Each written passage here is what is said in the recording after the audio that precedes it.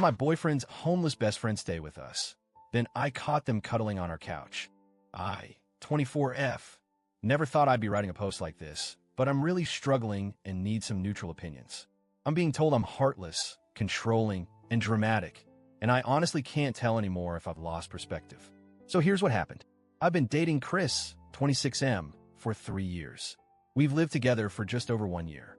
He's always been pretty reliable and calm, and we rarely had serious arguments until recently. I thought we had a solid relationship. We cooked together, split bills, talked about getting a pet soon, even discussed engagement within next year. Chris has a best friend from childhood named Maya, 25F. He's known her since they were kids, and she's been a fixture in his life forever.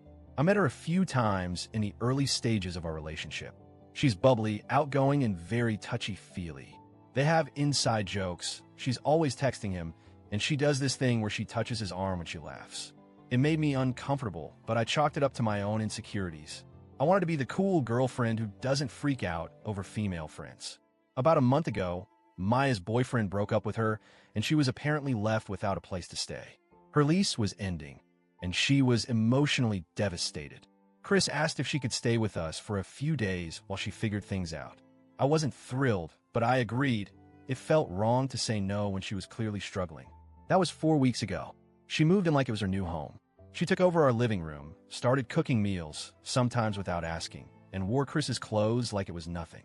She'd plop herself next to him on the couch, legs touching, arms casually draped over the cushions behind him. It felt too intimate. I tried to speak to Chris gently, said I was feeling like our space wasn't ours anymore. He said I was being unfair and that Maya was just comfortable because she'd known him forever. Then the breaking point happened. I came home early one day because of a migraine. I walked into the apartment hoping for quiet and darkness. Instead, I saw Chris and Maya on the couch. She was resting her head on his shoulder, and he was playing with her hair as they watched his favorite show. My stomach dropped. They weren't kissing, but the level of intimacy felt way out of line for two just friends. I didn't scream, but I asked what was going on. Chris looked surprised, not guilty. He said, "We were just watching something. What's the big deal? We've always been like this." I told Maya she had 24 hours to leave. Chris flipped. He called me dramatic, accused me of being controlling, and said I was making her feel unsafe and unwelcome during a vulnerable time. I gave him a choice. Either she leaves or I do. Now he says I'm toxic and heartless. His mom called me crying, saying I was kicking a poor girl to the curb. My mom said I should have handled it more calmly. But how calm can you be watching another woman cuddling your boyfriend in your home? So Reddit, Ida, Update 1. Wow. First of all, thank you for the outpouring of support.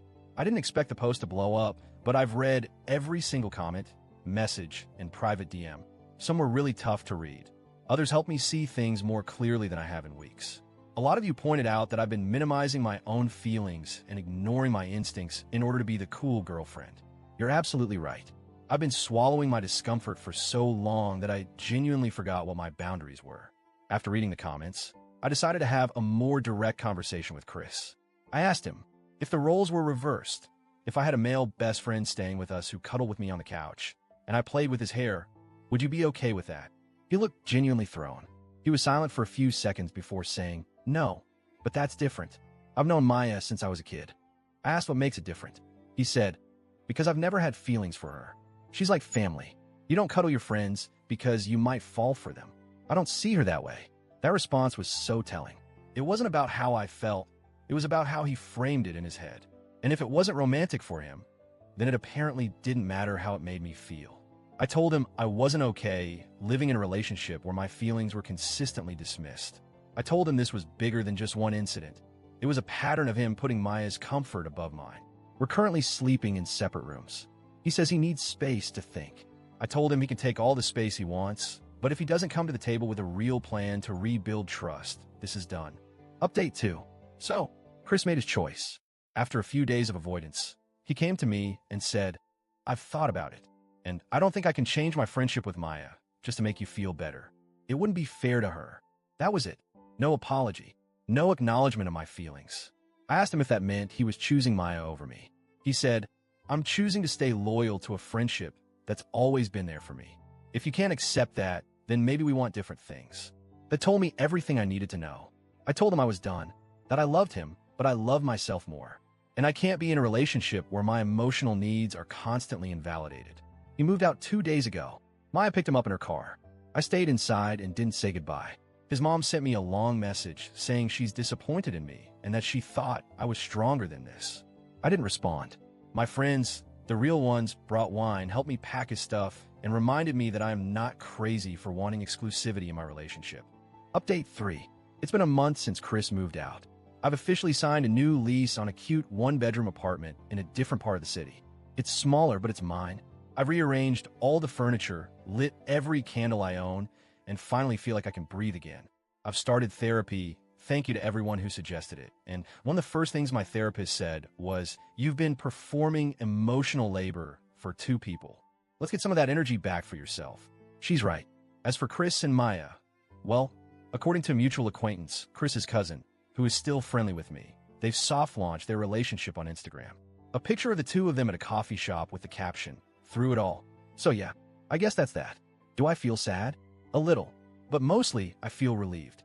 Because if I hadn't stood up for myself, I'd still be living with someone who never truly chose me. I learned something important. You are not jealous or controlling for asking for mutual respect and boundaries in your relationship. That's the bare minimum. If someone makes you feel like you're crazy for expecting basic loyalty and emotional exclusivity, they're not the one for you.